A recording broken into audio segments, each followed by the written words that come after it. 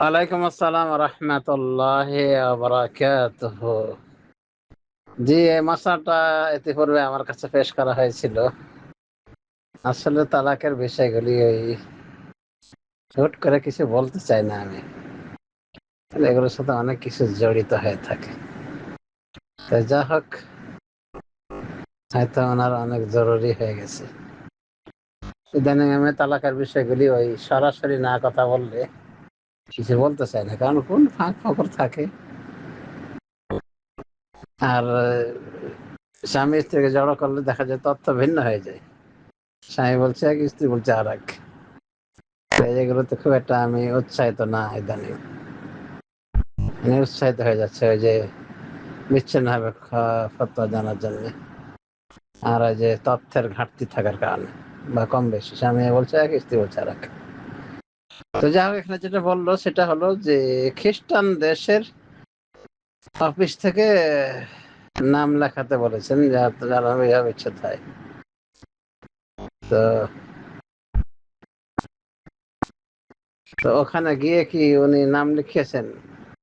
নাম লেখালো এটা আসলে কিছু না। খ্রিস্টানদের ধর্মে কি আমরা আছি না বিশ্বাস করি? খ্রিস্ট ধর্মে কেন একজন মুসলিমের সবকিছু সম্পন্ন হবে, বিবাহ বিশেষ করে এই জাতীয় যেগুলো মুসলিম পার্সোনাল ল, এটা তো অসম্ভব। এগুলো একটা মুসলিম ব্যক্তির জন্য ঘাটতি, কেন দিকে যাবে? আর তাফবিজের কথা বলছিলাম, তাফবিজ মানে তালাকের অথরিটি দেয়া। তো এই কথার মাধ্যমে স্বামী স্ত্রীতে, মানে স্বামীর পক্ষ থেকে স্ত্রীকে তফবিজ দেওয়া হয়েছে কিনা জানতে চাওয়া হয়েছে। তার আগে বলবো যে আমাদের যে কাবিননামা করা হয়, বাংলাদেশ থেকে ডেলিভারি করা হয়, সে কাবিননামার একটা ধারা আছে। ধারাটা নাম্বার মনে নাই, তো ওখানে লেখা আছে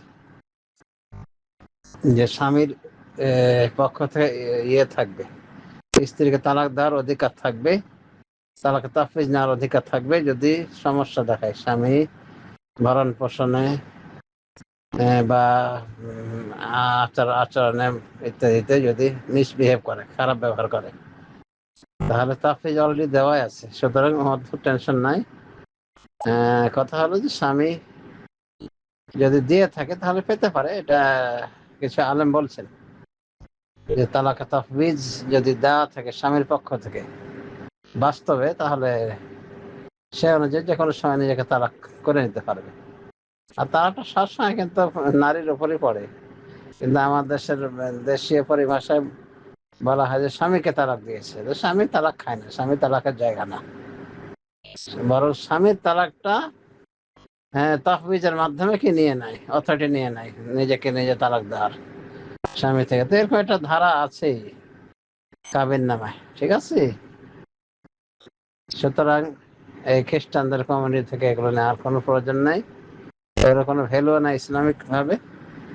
এগুলো বাদ দিয়ে স্বামী সরাসরি যেটা বলবে সেটাই। তো স্বামী বলার আগে কাবিন নামে লেখা আছে, তো কাবিন নামে ওটাও পাশ হবে না যতক্ষণ হয়তো আসলে স্বামী অথরিটি না দিবে তালাকের বিষয়ে। আবার এটা সরকারি ভাবে হয় যেহেতু, সেই হিসেবে একবারে ভেরো না সেটাও বলা যায় না, কারণ কিছু ছাঁচড়া স্বামী আছে, ওরা না তালাক দিবে না স্ত্রীকে ভালো করে ধরে রাখবে, তখন তো কোর্টই তার তাদের ওই মানে সমস্যা নিষ্পত্তির একমাত্র কেন্দ্র। সেই হিসেবে বলা যায় যে কাবিন নামার ওই কথাগুলি শেষ সমাধান হিসেবে নির্ভর করা যায়।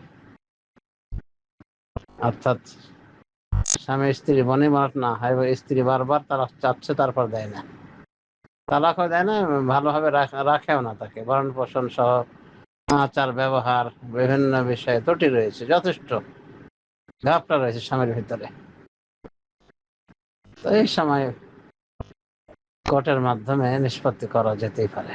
কোর্ট বা বর্তমান যে কাজী অফিস রয়েছে বাংলাদেশে, তো এগুলোর আশ্রয় নেওয়া যেতে পারে, সমস্যা হবে না ইনশাআল্লাহ।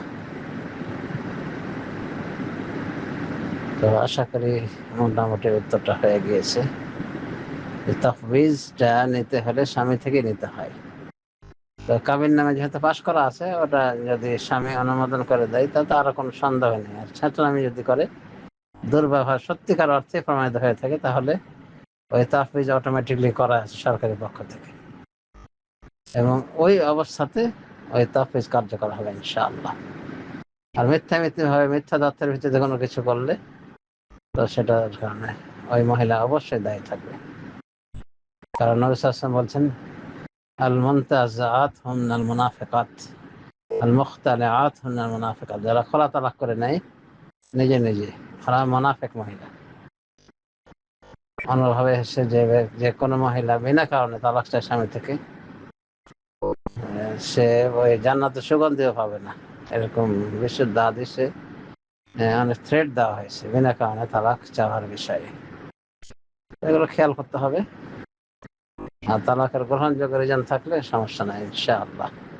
এটা কাবিন নামাতে অ্যাপ্লাই করা আছে, বলা হয়েছে সব। هذا وصلى الله على نبينا محمد وعلى آله وصحبه أجمعين. السلام عليكم ورحمة الله وبركاته.